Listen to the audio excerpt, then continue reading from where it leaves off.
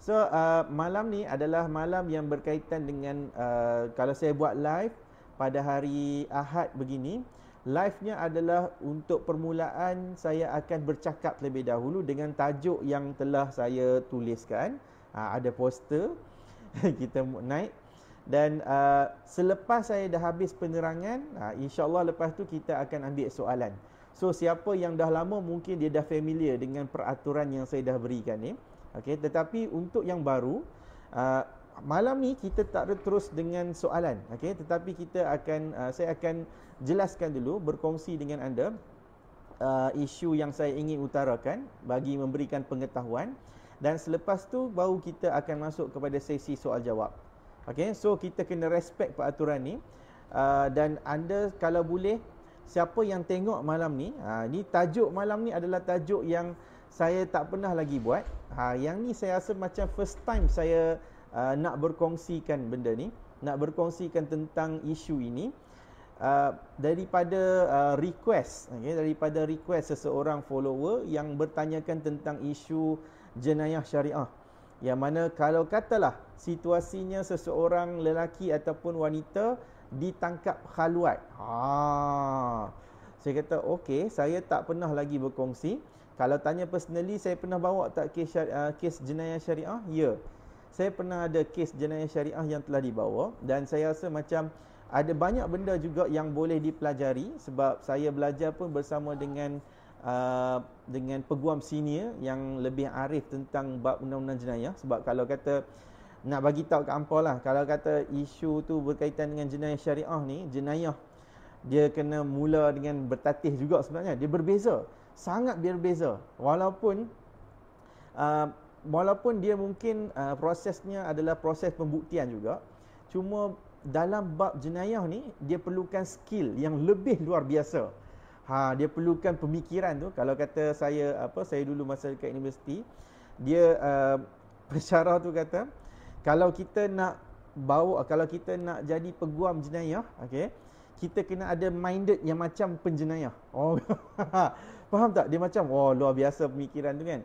Okey, tapi isu begini adalah satu isu yang bukan satu isu. Tajuk malam ni adalah satu tajuk yang saya percaya dia bagus untuk kita belajar juga.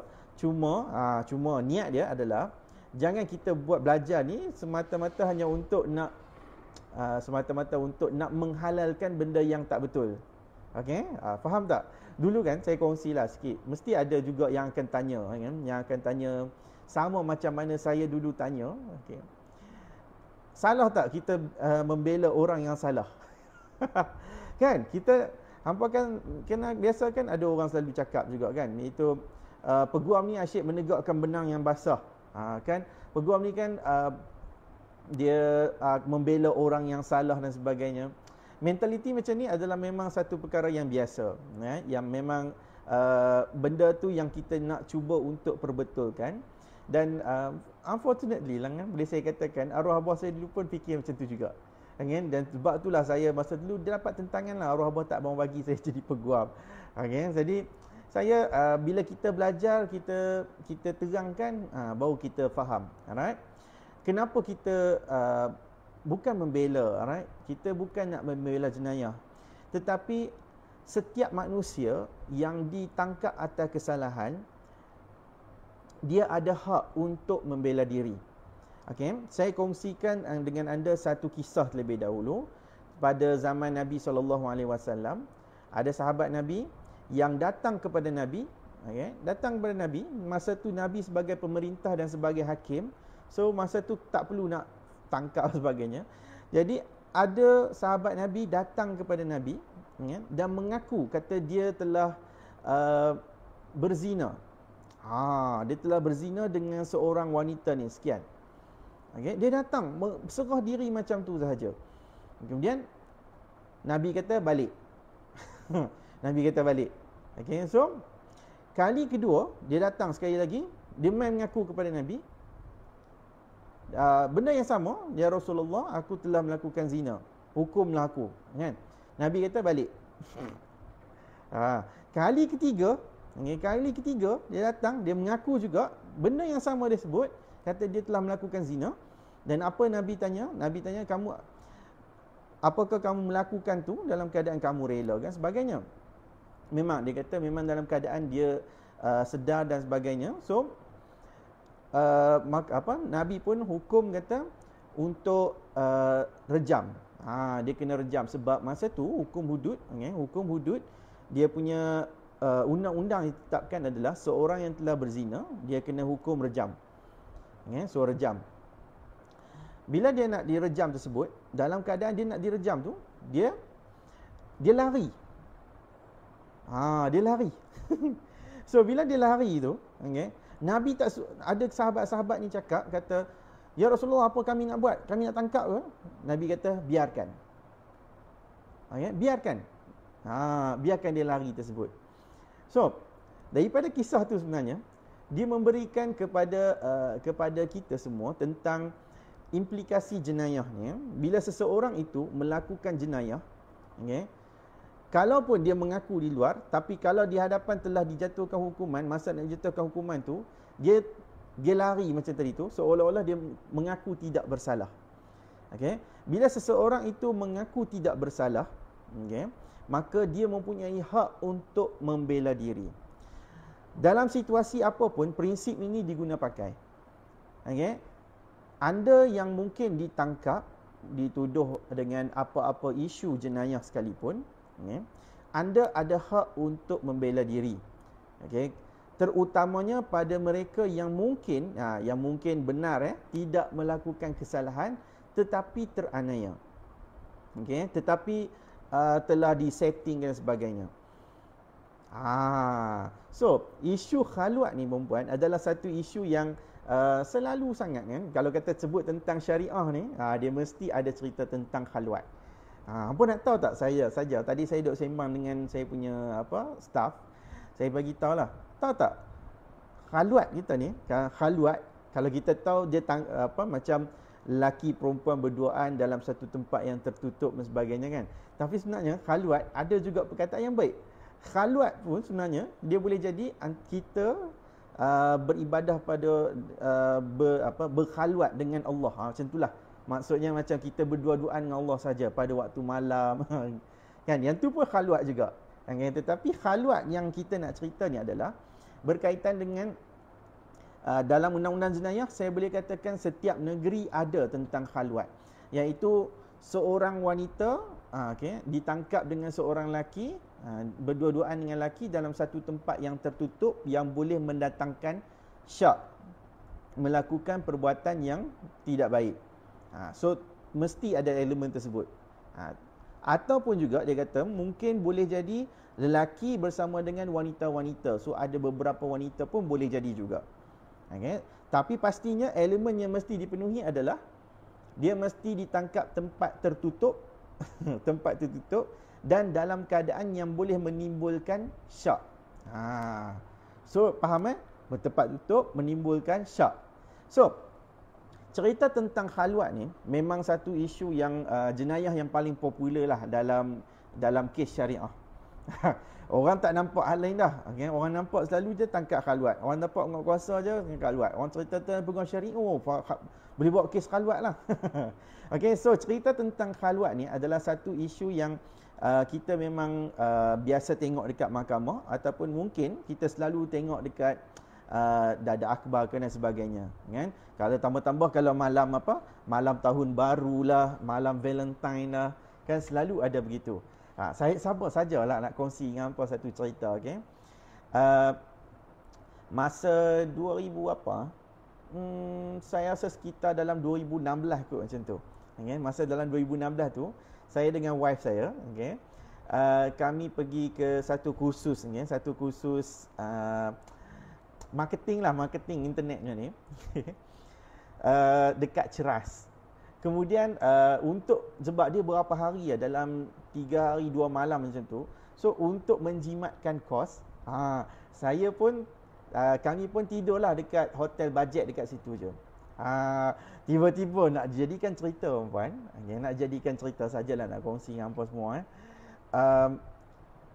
Pada pukul berapa pagi 1 ke 2 pagi macam tu lah, dengar bunyi ketuk, tok, buka.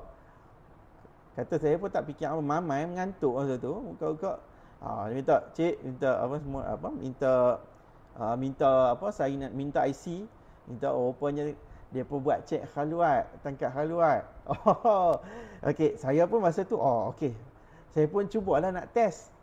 Kita nak test sebab kita tak pernah alami situasi yang mana kita pergi serbu tangkap orang, sebab yang tu kerja penguatkuasa agama. Okay? Tapi kita di mahkamah, kalau saya punya peranan adalah untuk membantu bagi orang yang nak bela diri lah. So kita pun belajar lah masa tu. Oh, ada demand. Saya pun kita tahu antara proses prosedur yang perlu dilakukan bagi seseorang penguatkuasa ni adalah untuk dia tunjukkan kad dan sebagainya. Saya pun test lah. Nak tahan nak check under section berapa. Kita test. Nak betul tengok tak atau okey ataupun tidak. Tu saja je lah. Tapi kita tak ada masalah apa sebab kita ada kad kan, kad nikah semua tu. So okey lah. Tapi saya belajar jugalah. Oh, kalau kata ada orang macam ni, dia pemain buat macam ni, ketuk 3 kali dan sebagainya. Tu proses kan. Tetapi saya tak suruh lah hampa pergi buat macam tu. Lagi hampa lagi masuk court lah lagi kan. Okay. Alright. So, apa yang saya nak ceritakan, bagi seseorang yang ditangkap khalwat, okay, ditahan oleh penguatkuasa. Saya bukan nak bermusuh dengan penguatkuasa, okay, tetapi biasa macam tu. Tapi kita kena ceritalah kan, ni proses jenayah. Setiap orang dia ada hak. Okay. Kalau anda ditangkap, memang anda boleh katakan anda salah lah. Memang kita plan untuk melakukan suatu benda yang tak baik dan sebagainya. Kalau ditangkap tu, okay, anda ada hak, ada dua. Okay? Ada dua hak. Yang pertamanya hak untuk mengaku bersalah. So, kalau anda ditangkap, okay, anda kena ikut pergi bersama dengan penguatkuasa agama. Mereka hanya akan siasat. Okay? Mereka akan siasat. So, anda akan diminta untuk bagi keterangan dan sebagainya. Lepas dah bagi keterangan tu, pastinya kena ada seseorang yang datang untuk jamin anda. Okay? Yang tu memang standard prosedur lah untuk jaminannya. Kalau anda memang didapati bersalah, kalau di mahkamah nanti ni, anda dipertuduhkan. Okay, kita kena naik mahkamah dan kita kena dipertuduhkan dengan satu pertuduhan berkaitan dengan khalwat. So dia bagi macam inilah. Dia kata bahawa kamu, dia sebut nama, telah didapati bersalah berkhalwat, berada berdua-duaan dengan seorang wanita bernama bla bla bla bla kan, pada tarikh sekian di tempat mana. Adakah kamu mengaku salah ataupun tidak? So ada dua hak. Yang pertama, hak dia adalah untuk mengaku bersalah. Kalau anda mengaku bersalah, okay, anda faham, anda mengaku salah, anda boleh lagi minta untuk ringankan hukuman. Okay, kalau anda bersalah kali pertama. Kalau memang first time yang tu lah memang tersilap, kena, so memang anda mengaku salah dan anda boleh minta untuk diringankan hukuman. Okay? Dan kemudian anda kena bagi alasan. Contohnya bagi tahu kata ikutlah anda yang sesuai daripada lubuk hati setiap orang lah. Mungkin dari sudut macam dah bertaubat ataupun dah berkahwin pun dengan orang dengan wanita tersebut. So ikutlah, kesilapan setiap orang ni semua ada. Okay? Setiap daripada kita ni mesti ada kesilapan. Okay? Jadi kita jangan anggap bila orang tu melakukan jenayah, so dia memang akan totally jahat 100%. Okay? Maybe disebabkan nasib dia tak baik itu saja yang menyebabkan dia ditangkap khalwat tersebut. Okay? Tapi bukan saya nak suruh anda melakukan jenayah. Cuma saya nak bagi tahu tentang apa hak anda bila anda telah ditangkap khalwat tersebut. So anda ada hak yang pertama untuk mengaku bersalah. Okay? Oh dia Jabatan Agama Islam Wilayah Persekutuan Jawi is watching. Okay. Saya cerita benda yang betul. Oh, suara dah slow dah. Test. Hello. Okey ke? Suara slow lagi ke? Test. Okey. Alright. Siapa lah mic ni dia duduk macam tu.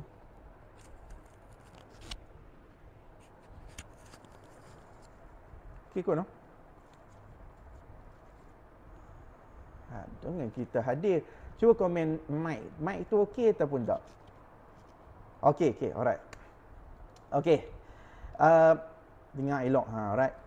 So, kalau kata anda didapati bersalah, anda tangkap, disiasat dan sebagainya, memang anda ada intention lah untuk melakukan perkara tersebut, maka hak anda di mahkamah nanti ni, anda boleh mengaku bersalah dengan diminta untuk diringankan hukuman. So, kalau memang itulah kali pertama, okay, maka anda boleh mintalah bagi tahu kata minta diringankan hukuman. Sebab kalau dalam kita dalam pembacaan undang-undang, bagi kesalahan khalwat, hukumannya adalah maksimum, iaitu 3 tahun penjara, RM5,000 ataupun 6 kali sebatan, 356. Okay? So, jangan ada setengah orang dia kata tak apa, mengaku salah je mesti akan kena denda saja. Tak juga, sebab ada setengah hakim, ada setengah mahkamah yang mana menjatuhkan hukuman penjara. Contoh, dulu kan saya ada satu kes yang mana kes tersebut melibatkan kepada seorang wanita yang berstatus isteri, isteri, dan kemudian ditangkap khalwat bersama dengan seorang lelaki berstatus suami.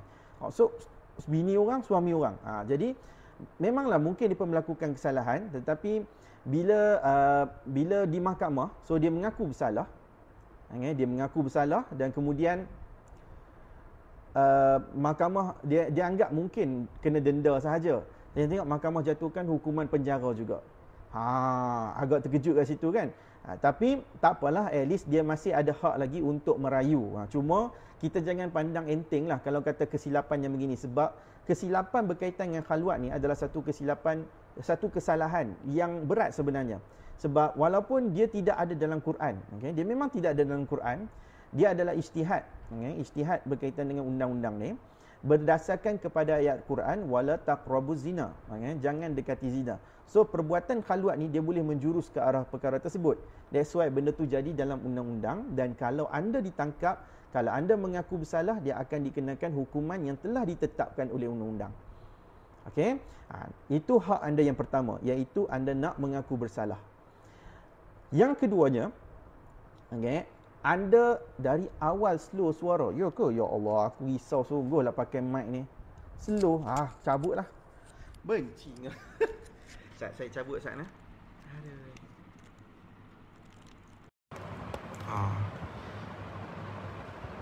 Test.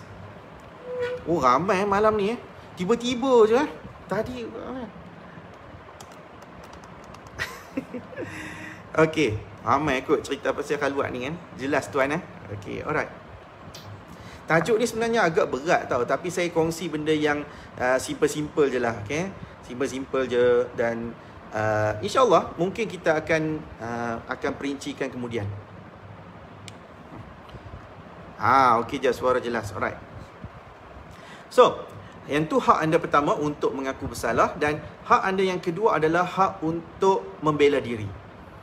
Okey. Bagi anda yang telah ditangkap, bila anda ditangkap, anda disiasat, dan kemudian selepas dah habis siasat tersebut, ingat phone saya yang suratan still slow. Okey. Tadi kot Okey. Bila anda dah disiasat di pejabat agama, pegawai kuasa pun dah ambil keterangan dan sebagainya, anda macam biasa, macam tadi juga, anda akan diminta untuk siapa-siapa yang datang menjamin anda, biasanya ahli keluarga, jamin. Lepas dah jamin tersebut, anda akan dapat satu tarikh untuk datang ke mahkamah, dipertuduhkan atas kesalahan tersebut. Bila anda dipertuduhkan tu, anda ada hak yang kedua, iaitu anda ada hak untuk membela diri. Maksudnya, anda mungkin tidak mengaku bersalah. Okay, so anda boleh bela diri.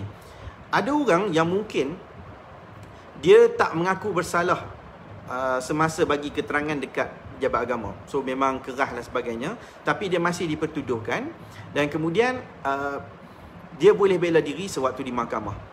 Ada orang yang memang mengaku kat pejabat agama, okay? So bila pergi kat mahkamah, bila dipertuduhkan tu, dia tak mengaku pula. Pun tak ada masalah, sebab hak dia di sisi undang-undang adalah hak untuk membela diri. Sesiapa pun ada hak untuk membela diri. Alright? Cuma bila dah mengaku tidak bersalah dan minta untuk dibicarakan membela diri, maka prosesnya adalah anda akan menjadi orang yang kena tuduh. Okay, kita sebut OKT. So OKT ni kita kena dengar keterangan-keterangan daripada saksi. Okay, so keterangan daripada saksi yang akan dibawa oleh pihak pendakwa.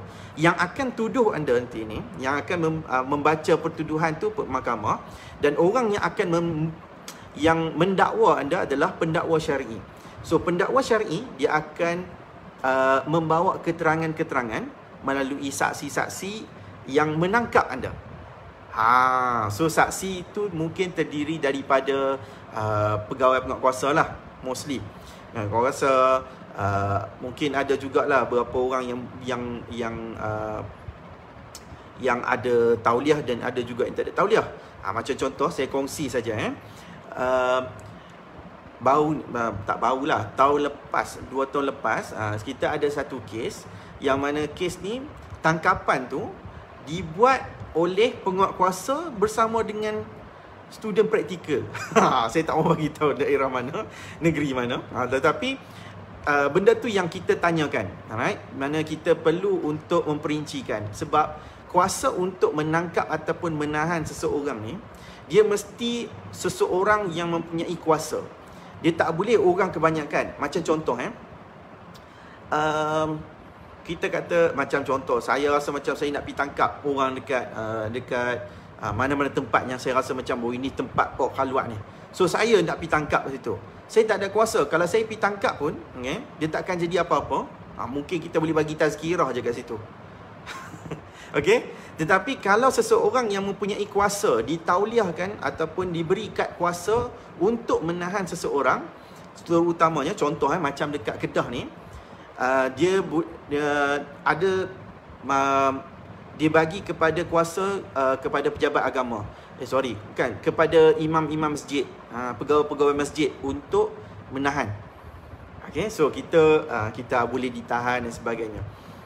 Okay, jadi kalau katalah anda tidak mengaku bersalah di mahkamah tersebut, anda ada hak yang kedua, iaitu hak untuk membela diri.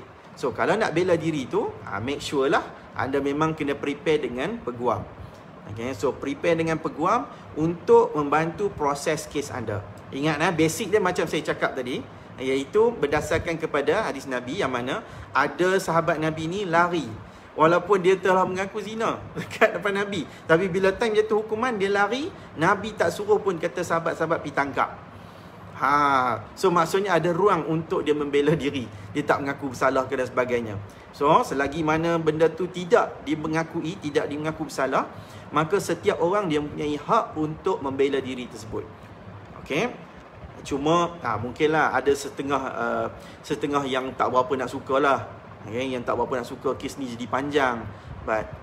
Tapi apakan daya, sebab bila tidak mengaku bersalah ni, itulah ruangnya. Dia mesti nak kena dibicarakan, dia mesti nak kena dengan bawa keterangan saksi. So prinsip ni dia lebih kurang sama macam prinsip dalam kes jenayah sivil sekalipun. Kalau seseorang tu dipertuduhkan dengan contoh mencuri, contoh dia, tetapi dia tak mengaku bersalah, so dia akan dibicarakan juga. Pendakwa pun akan kena bawa polis, kena bawa bahan-bahan bukti. Sama macam dalam kes khaluat juga. Dalam kes khaluat pun macam tu. Dia kena bawa lakaran, dia kena bawa contoh ada tangkapan dekat hotel, kena tangkap tu ada yang ada bersama bahan bukti macam kondom, ada kesan air mani dan sebagainya. So benda-benda ni semualah yang perlu untuk dibuktikan. Ni berat dia. Perlu dibuktikan oleh orang yang mendakwa. So siapa yang mendakwa? Pendakwa, kan? Jadi siapa saksi pendakwa? Saksi pendakwa adalah terdiri daripada pegawai-pegawai penguatkuasa agama yang ada kuasa untuk menahan anda tersebut. So it's okay kalau kata anda ditahan, okay? Anda ada dua hak kat situ. Yang pertama, hak untuk mengaku salah dan mohon untuk dikurangkan ataupun diringankan hukuman. Ataupun yang keduanya, hak untuk mengaku tidak bersalah, hak untuk dibicarakan. Okay? Itu semua adalah atas masing-masing.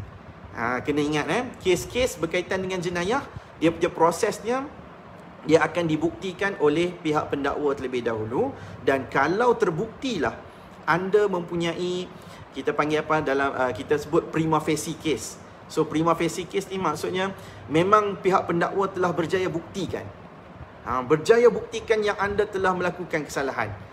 So masa tu mahkamah akan tanya kat kita, ada nak bela diri ataupun tidak. So kalau mahkamah kata kita kata nak bela diri, kita kena bagi alasan, kita kena bawa pembelaan. So apa ruang pembelaan kita juga. Contoh saya kongsikan kita punya kes juga. Pihak pendakwa telah mahkamah kata telah membuktikan prima facie case. Okay, so bila dah sebut prima facie case, maksudnya kita ada ruang untuk membela diri. So bila kita nak bela diri tersebut, kita kena bawakan apa alasan dan juga pembelaan-pembelaan yang kita boleh berikan kepada hakim. Macam contoh kita punya kes, kita bela diri kerana pada proses tangkapan tersebut dia bukan berkesorangan, okay? Ada bersama dengan anak satu. Yang keduanya macam mana, ada mak juga, cuma mak tu baru keluar sekejap saja. Mak keluar sekejap saja, lepas tu mak dah balik, mak pergi rumah sebelah aja. So macam ada isu untuk set up benda ni, set up. Sebab ada setengah orang yang memang betul-betul intention dia, niat dia untuk melakukan jenayah, tetapi ada setengah orang yang dia tak ada niat pun untuk melakukan jenayah. Sebab prinsip dalam syariah ni semua sama, iaitu mesti terpakai, setiap perbuatan dia mesti kena ada dengan niat. Innama al-a'malu binniyat. Setiap perbuatan mesti kena ada dengan niat. So ada setengah orang yang memang niat dia untuk melakukan jenayah, tapi ada setengah orang yang dia tidak berniat untuk melakukan jenayah, cuma dia teranaya kat situ. That's why ada ruang untuk seorang yang teranaya membela diri dia. Okay? Alright. Itulah dua benda yang saya nak bagi tahu. Tajuk ni sebenarnya panas. Okay? Saya bimbang juga, kadang-kadang takut tersalah kata juga. Tapi saya boleh bagi penjelasan yang secara umum saja untuk memberitahu tentang hak anda. Bila anda mungkin, na'uzubillah, anda ditangkap khalwat, so apa yang boleh anda lakukan? Bagi kerjasama. Kalau kata dah memang kena tangkap tu, bagi kerjasama kepada pihak penguatkuasa agama, bagi keterangan on everything. Right. So nanti anda mungkin akan dipertuduh di mahkamah. Dan ingat, bila anda dipertuduhkan di mahkamah, ada dua hak anda. Hak anda untuk mengaku bersalah dan minta untuk diringankan hukuman, ataupun yang hak yang kedua adalah hak untuk mengaku tidak bersalah dan minta untuk dibela diri. Dibicarakan. Okay? Alright, tu saja. Saya rasa macam saya dah menjaga adab betul-betul lah ni. Saya bimbang juga sebab tadi nampak Jabatan Agama Islam. Tapi macam mana pun saya respect, sebab pejabat agama, mahkamah, peguam syar'i, kita ni ada kitaran. Kita adalah kitaran yang membantu kepada proses pengadilan. So bila kita membantu pada proses pengadilan, kita nak membantu juga kepada hakim dalam membuat keputusan. So saya memerlukan penguatkuasa, penguatkuasa pun memerlukan mahkamah, kita pun memerlukan mahkamah. Jadi kita semua adalah satu sebenarnya dalam satu entiti, cuma kita saling melengkapi satu sama lain. Okay? Alright. So untuk perkongsian malam ni, untuk berkaitan dengan khalwat, takat tu saja. Okay, kalau kata ada siapa-siapa yang siapa-siapa yang ada isu begini, so fahamlah kan apa yang boleh dilakukan. Alright. Siapa yang ada soalan, anda boleh letakkan soalan. Okay, saya nak minum air sah.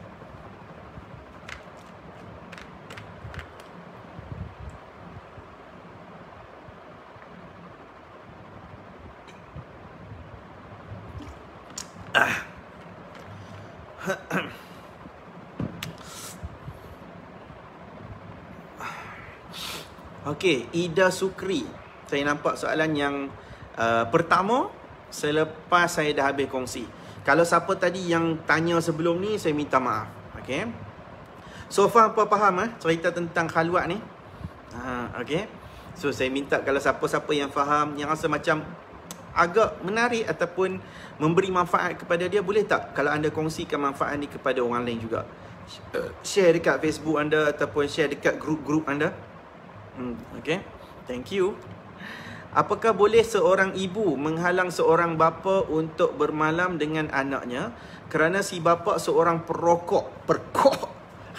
Saya baik ku faham perokok dan anak lahir pramatang dan mengalami masalah paru-paru dan pernah buat pembedahan jantung. Allahu Akbar.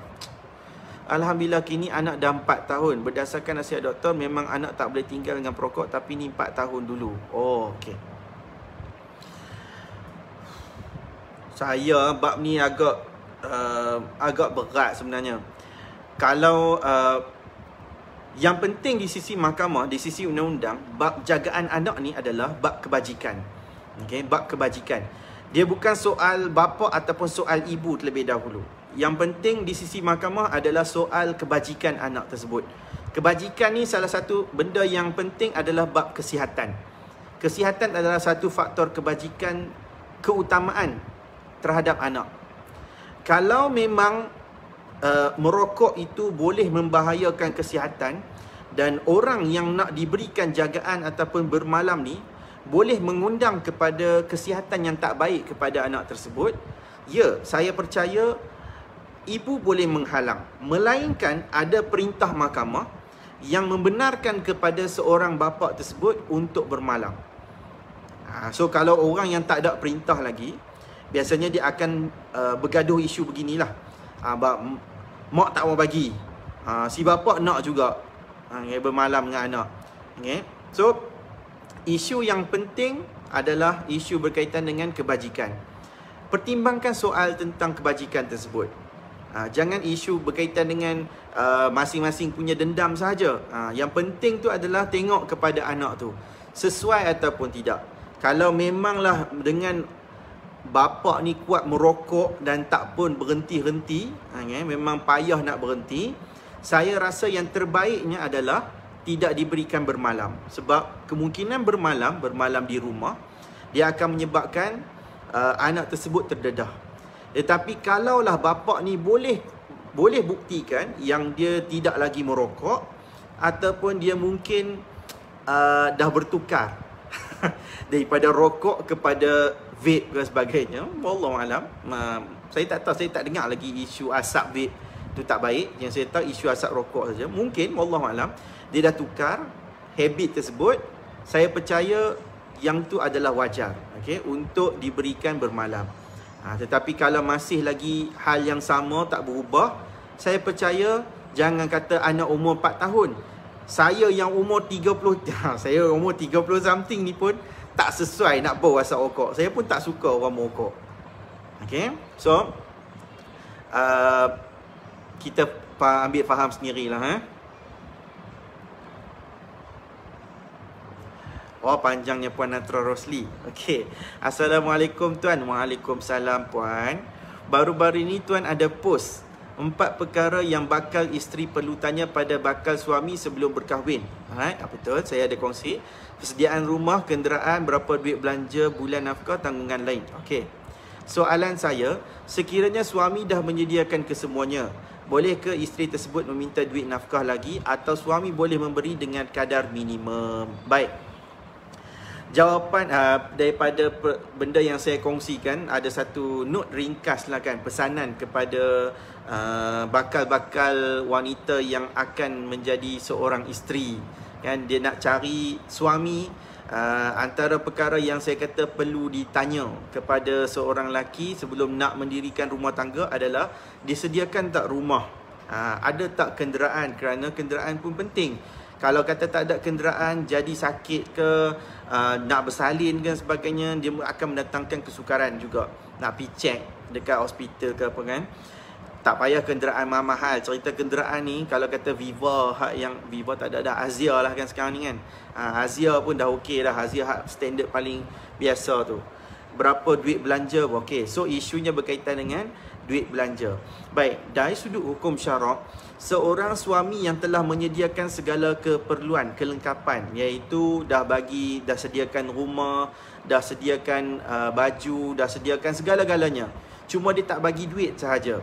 So dia dah telah menunaikan nafkah. Jadi atas suami tersebut, kalau kata dia nak bagi nafkah lebih ataupun dia tak mau bagi pun tak ada masalah, sebab dia dah bagi. Okay? Tetapi kalau isteri mengadu kata dia tak cukup lagi, macam contoh barang makeup dia tak ada, suami tak pandai nak beli. So kalau isteri tu minta duit, dia kena bagilah, sebab yang tu adalah salah satu nafkah yang perlu diberi. Cuma beri sekadar yang diperlukan lah. Kalau kata isu bab nafkah ni, cuma apa yang saya tekankan, kenapa saya kata duit belanja ni penting juga untuk ditanyakan, kerana selalunya sekarang ni isu yang akan menjadi kritikal, isu yang akan menjadi paling banyak di mahkamah syariah sekarang adalah isu perceraian pasangan melibatkan dengan nafkah ni. Ada orang yang mana dia kata dia share. Bila dia share antara suami dengan isteri, tapi bila menjadi keadaan share tersebut sampai si isteri ni terpaksa tanggung nafkah diri sendiri. Dia terpaksa tanggung nafkah diri. Saya kena cakap benda yang real sekarang ni kan. Kebanyakan orang muda, dia tak menyediakan 100% kepada isteri dia, tetapi dia ambil pendekatan untuk kongsi sama-sama. Ialah sebab kita grad, kadang-kadang lepas grad ni kerja biasa saja, tapi kita nak kahwin juga. Kita pun ada hutang kita, yang wife kita pun ada hutang dia tersendiri juga. So kalau dia nak provide everything tu, dia akan menjadi kesukaran kepada diri dia. That's why dia orang share. Okay, tetapi dalam keadaan share tersebut, kongsi-kongsi ni, suami ni kena ambil peranan juga untuk menyediakan wang ringgit, especially untuk tidak nampak macam dia tak bayar nafkah apa langsung. Okay, at least dia bagi dengan kadar minimum pun tak ada masalah, sebab inilah antara punca yang akan timbul kalau kata berlaku perceraian, iaitu nafkah tak cukup lah, nafkah tak dapat lah, sebab isteri kata dia tanggung nafkah dia sendiri. So kalau kata suami dah provide, memang betul-betul dia provide everything, rumah dia bayar, bil semua dia bayar, everything lah, tak kisahlah baju beli, tinggal lagi dia tak bagi duit je. So yang tu suami tu dah berjaya untuk menyediakan nafkah. Tapi kalau tak cukup nafkah, memang si isteri ni minta something, perbelanjaan yang perlu untuk dibelanjakan, tetapi suami ni tak bagi. Inilah antara problem yang akan selalu timbul, iaitu tak cukup nafkah. That's why kalau kata ada duit lebih, bagi duit belanja tersebut kepada isteri, supaya tak menjadi isu kelak kalau kata timbul soal berkaitan dengan tak ada nafkah ni. That's why itu nasihat saya kepada orang-orang yang baru nak kahwin.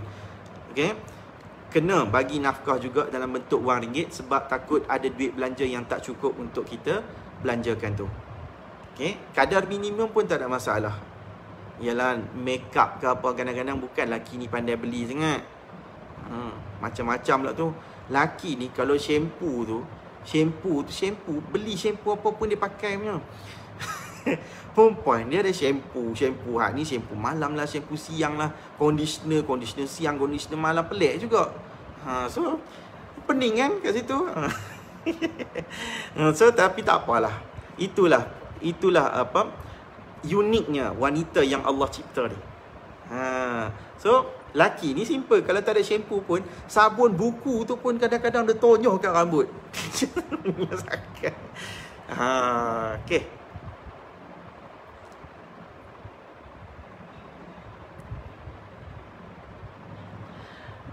Okey, Ida Sukri, macam mana cara pembuktian apabila hakim minta bukti kenapa minta RM500 untuk nafkah idah kerana perpisahan dah lama pada tahun 2018? Kenapa minta 500 untuk nafkah idah? Minta bukti. Dia kalau minta bukti ni memang kita nak kena buktikan lah tentang nafkah kita dulu ni memang 500 ke? So nak bukti ni baik antaranya adalah bank statement ke, sebab tu kalau saya kata tadi ni kena bagi duit dalam bentuk nafkah wang ringgit, senang untuk nak tengok berapa jumlah. Kan, kalau kita minta, kalau kata berlaku perceraian, si bekas isteri ni tuntut nafkah idah RM500 sebulan. RM500 untuk sekali suci. So ada 3 kali suci, RM1,500. So kita kena buktikanlah kenapa kita layak untuk dapat RM500 ni. Based on apa? Nafkah bulanan kita banyak tu ke?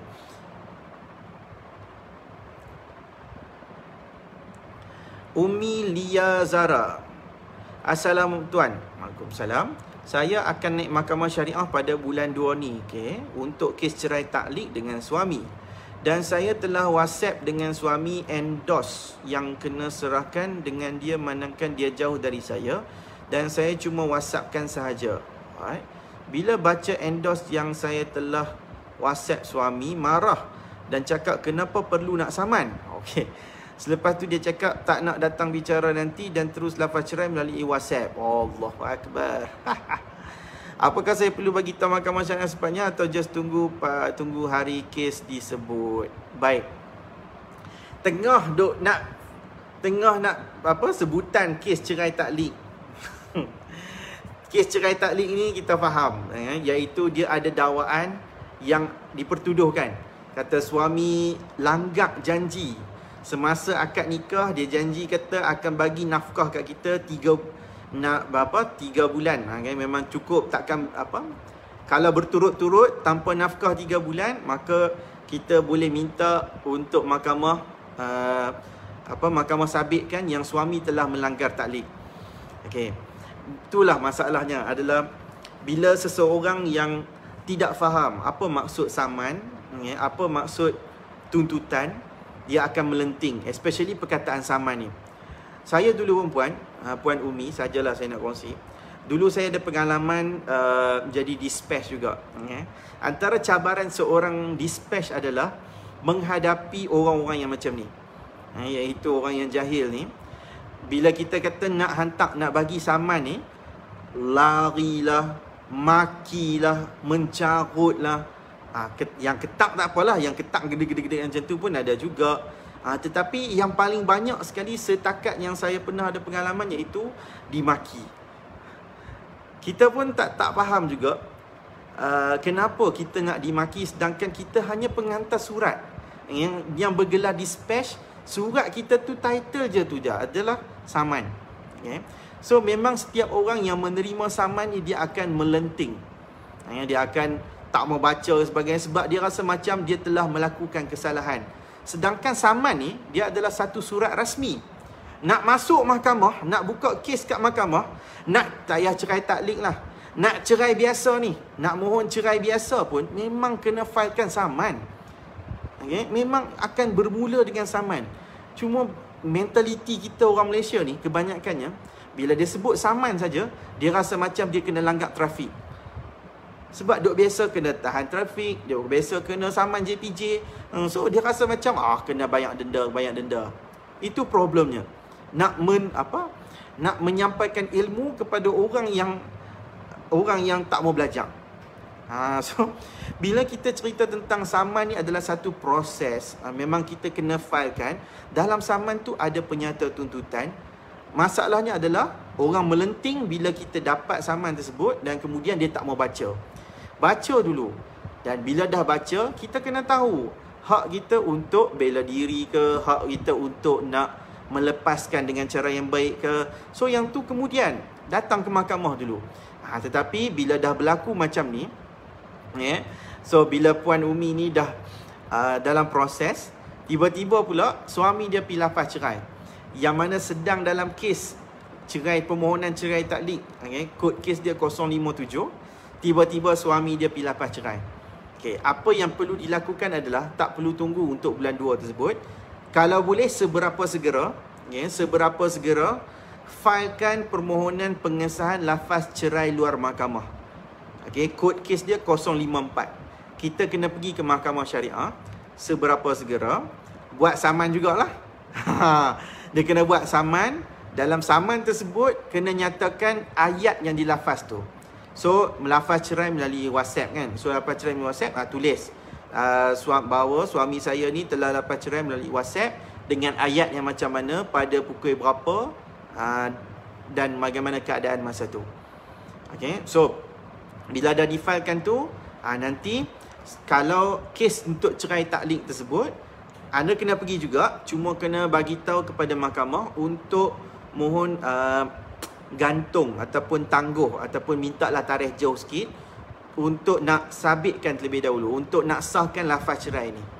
Lafaz cerai WhatsApp ni kena disahkan.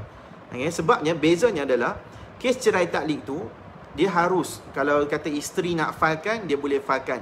Kalau dia tak mau filekan, dia nak tarik balik pun dia boleh. Tetapi kalau orang yang kes lafaz cerai luar mahkamah, once suami dah sebut, sama ada secara bertulis ke, WhatsApp ke, ataupun lafaz ke, dia dah jadi wajib untuk isteri ataupun suami ni buat pengesahan. Okay, dia bukan terhenti setakat tu saja. So kalau dah ada lafaz melalui WhatsApp ni, kita kena pergi ke mahkamah juga segera untuk buat pengesahan tu. Okay, nanti untuk kes taklik tu bagi tahu, saya dalam proses kes taklik ni. Ataupun mungkin masa nak filekan kes lafaz cerai tu, kes pengesahan lafaz cerai tu, boleh bagi tahu, saya ada kes taklik ni, bagaimana ya? So ada setengah mahkamah mungkin dia akan bagi dah tarikh siap, tarikh jauh-jauh ke, ataupun dia kata kena hadir juga untuk kes cerai taklik tu, cuma kita minta ditangguhkan ke, digantung seketika ke, atau tarikh yang panjang lah sebelum disahkan lafaz cerai luar mahkamah. Andai katalah kes lafaz cerai luar mahkamah ni sabit, suami datang ke, dia mengaku memang dia ada niat cerai, memang dia yang hantar WhatsApp, mahkamah sabitkan lafaz cerai tersebut, kes taklik tu anda boleh tarik balik kemudian. Okey, tu je. So katakanlah kalau kata mahkamah tak sabitkan lafaz cerai luar mahkamah ni, WhatsApp ni tak sabit, anda boleh proceed balik kes cerai taklik tersebut. Okey. Okey, buat apa? Okey, saya skip lagi eloklah. Lagi 10 minit saya akan berhenti pukul 10.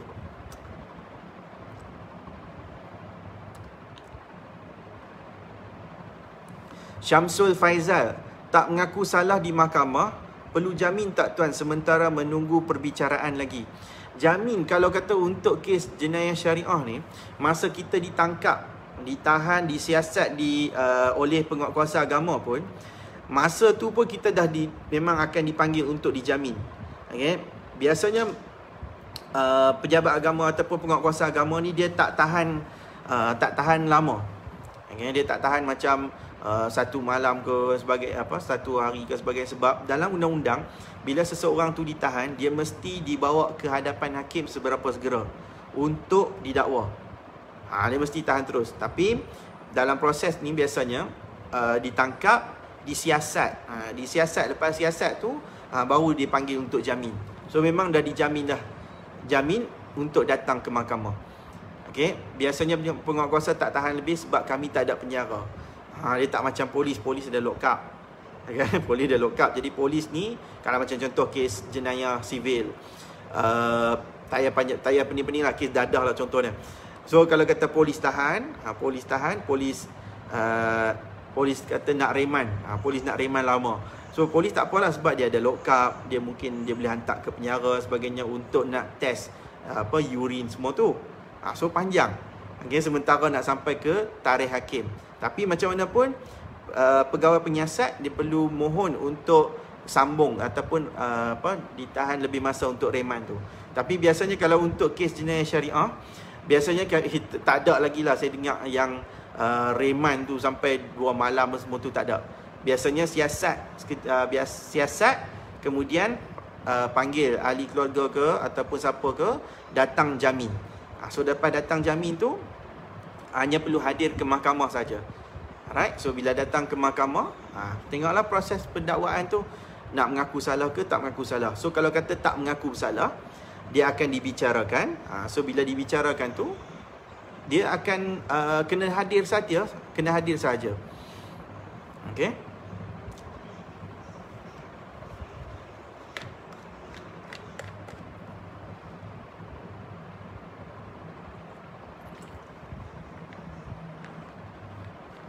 Dan kalau tak silap saya, kita kena letak juga wang jaminan.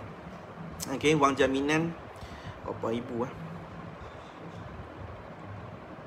ikut mahkamah lah. Okay, ada mungkin mahkamah letakkan wang jaminan untuk untuk diletakkan sebagai satu cagaran.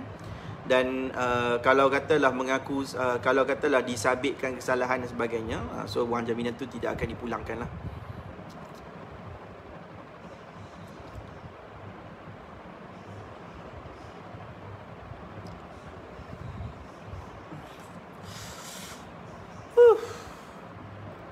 Hasimah Yusof, ada pasangan ni tiap weekend tidur bersama. mereka dalam proses nak kahwin tapi tunggu tarikh. Alasan pasangan mereka boleh sudukan sebab permohonan kahwin dah dihantar. Oi. Ayatnya kalau kena tangkap basah pun tak apa. Nak tegur susah sebab orang tua. Ush. Mana boleh macam tu? Tak kahwin lagi mana boleh tidur sekali.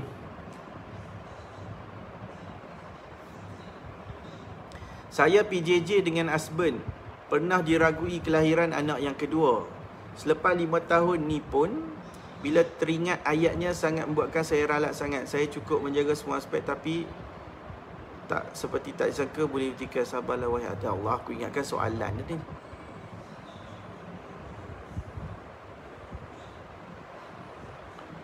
Kalau hanya bervideo call tapi tak pernah jumpa, cuma pernah tersilap bersembang tentang 18SX, adakah itu dianggap zina? Tidak. Zina adalah perbuatan memasukkan. Memasukkan. Aku nak cerita. Okay, seperti apa, memasukkan pedang ke dalam sarungnya. Ayat kitab lama. Okay, so dia mesti perbuatan tu memasukkan. So bila perbuatan tu dimasukkan, baru dia dikira sebagai zina. Okay, tetapi kalau video call, kita sebut apa ni? Ringan-ringan seks, cerita video call ni, okay, dia tak dianggap zina, cuma dia adalah perbuatan yang mendekati zina. Okay, dia perbuatan yang mendekati zina.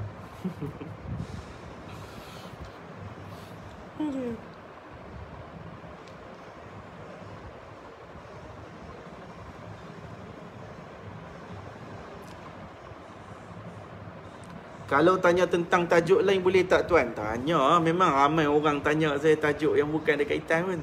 Tajuk nafkah isteri satu dan isteri kedua seandainya kematian suami. Kalau dah kematian suami, tak ada orang dah lah nak boleh tanggung nafkah isteri tu. Isteri tu dah tak jadi isteri, dia jadi balu dah. Tak ada orang berhak untuk tanggung dah. Okay, dia tanggung diri sendiri ataupun keluarga dia yang tanggung. Okay, iaitu kalau tak ada ayah lagi, ayah yang tanggung. Bukan bapa mertua. Bapa mertua dah tak ada apa dah satu. Sebab dah si suami pun dah mati. Cuma yang penting untuk ditanggung adalah anak. Okay, anak, sama ada anak dengan isteri pertama ke ataupun anak dengan isteri kedua ke, dia mesti ditanggung oleh waris lelaki. Kalau kata kematian suami, so waris lelaki kepada suami siapa? Tengok kalau ada ayah mertua tu, ayah mertua tanggung nafkah anak. Tapi kalau ayah mertua tak ada, dia pergi kepada saudara lelaki. Saudara lelaki suami tu. Tapi kalau isteri tak ada dah. Isteri kalau kata dah berlaku kematian suami, maka dia tak ada nafkah isteri dah masa tu, okey? Tak ada orang boleh tanggung dah. Dia dah tak ada apa-apa dah kat situ.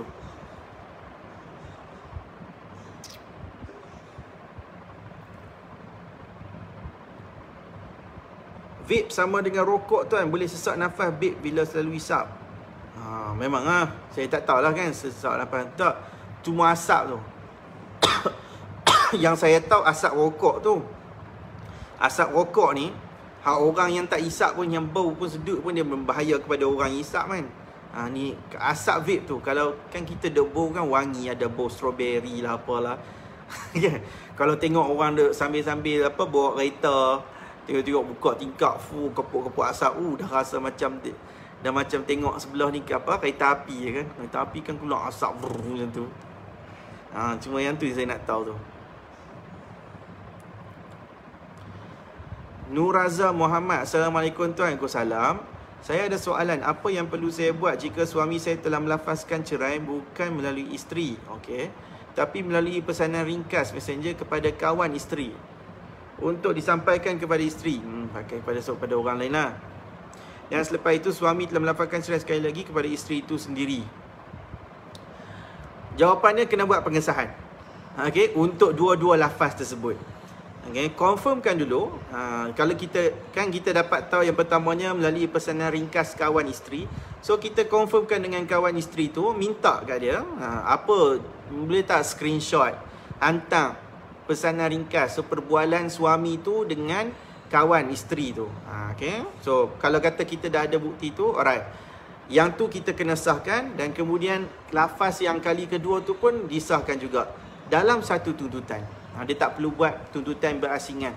Okay. So kita kena buat satu saman pengesahan lafaz cerai, nyatakan yang messenger tu tarikhnya bila, okay, kepada siapa dan sebagainya. Okay. Yang keduanya, lafaz yang kedua berlaku pada bila. Yang ni direct. Alright, semua ni mesti dibuat pengesahan. Jangan tanya kat saya tentang sah ataupun tidak, sebab saya tak boleh sahkan. Sebab yang pertama, untuk lafaz messenger tu, dia mesti kena ada pengakuan suami. Tanya saya, macam mana saya nak tahu? Dia pun tak mengaku. Lagi satu, saya bukan hakim. Okay, so that's why anda kena buat pengesahan di mahkamah syariah untuk dapatkan kepastian, dapatkan pengakuan daripada suami yang melafazkan tersebut.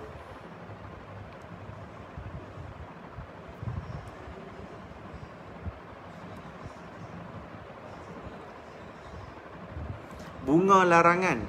Saya bertanya bagi pihak kawan saya mempunyai masalah dalam rumah tangga.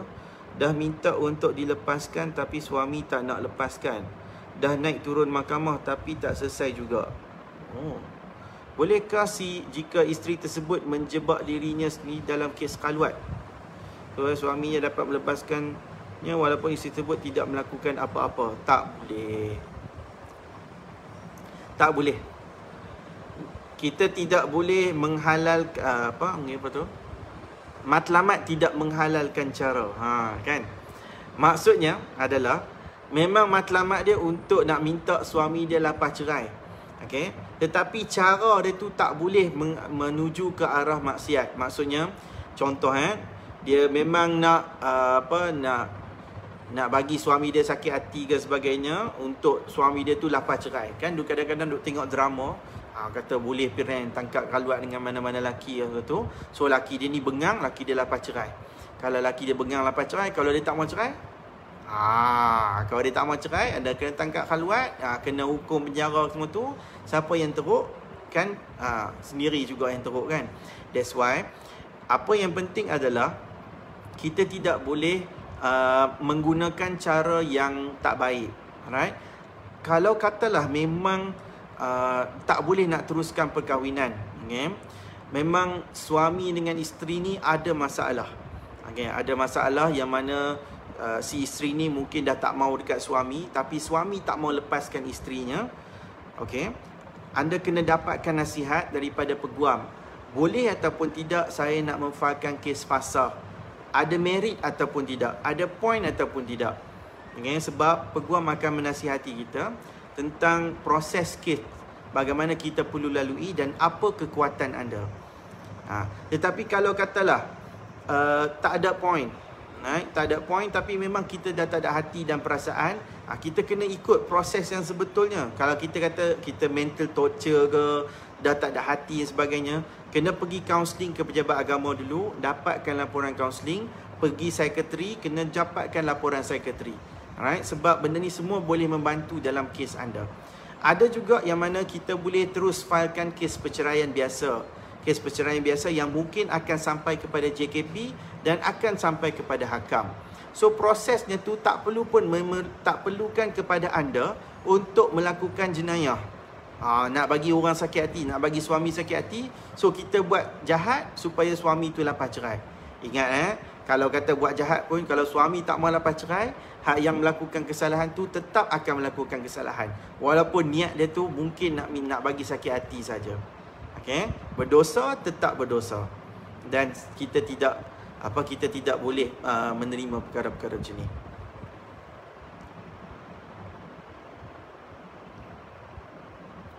Muhammad Yusuf, Assalamualaikum tuan. Waalaikumsalam. Bagaimana untuk kriteria bapa dapat hak penjagaan anak? Si ibu sibuk bekerja hingga anak diberikan kepada mengasuh 24 jam di rumah pengasuh. Okey. Kriteria, bila sebut tentang kriteria, syarat ataupun kelayakan bagi seseorang untuk bergelar hadinah. Okey. Saya tak ada enactment kat sini. Ini library dekat rumah. Library kat rumah ni dia penuh dengan buku-buku lain, komik dan sebagainya. Saya ni kaki komik ke ni, Dragon Ball full set. Okey. Syarat ataupun kelayakan seseorang untuk bergelar hadinah, untuk bergelar penjaga anak, dia mesti yang pertamanya Islam. Okay? Islam, baligh, berakal, waras, sihat tubuh badan. Okay? Saya ada lagi kriteria dah. Cuma yang penting yang kita kata yang standard ni yang macam kita macam saya sebut tadi. Okay, dia mesti benda ni semua lengkap. Yang penting Islam tu. Okay, tak kira lah bapak ke mak ke, dua-dua mesti kena ada kriteria ni. So kalau memang ada kriteria yang ni, bapak pun layak untuk mendapat hak jagaan. Okay. Ni salah satu alasan lah. Jangan kata kriteria, tetapi alasan ni boleh guna pakai tak? Kalau kata bapak nak tuntut hak jagaan anak dalam keadaan mak ni tak menjaga pun anak tersebut, tapi anak tu duduk dekat pengasuh sahaja. So si bapak nak buat tuntutan, nak buat minta hak jagaan diberikan kepadanya. So bapak yakin dia boleh jaga. Boleh. Dipersilakan untuk membuat tuntutan tersebut. Okay? Boleh buat tuntutan tu, buktikan dakwaan tersebut yang mana anak ni memang dihantar pengasuh 24 jam. Dan ibu ni memang tak menjaga langsung, memang serah kat pengasuh sahaja. Jadi inilah alasannya.